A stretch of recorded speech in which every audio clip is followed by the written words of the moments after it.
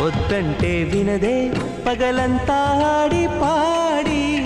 ముద్దైన తినదే పరిగెత్తే పైడి లేడి చిలకల్లే చెవిలో ఎన్నో సులాడి పడుకోదే పన్నెండైనా ఏం చేయాలి గుమ్మాడి గుమ్మాడి ఆడిందంటే అమ్మాడి డాడీ ఊపిరిలో మురిసే కూచిపూడి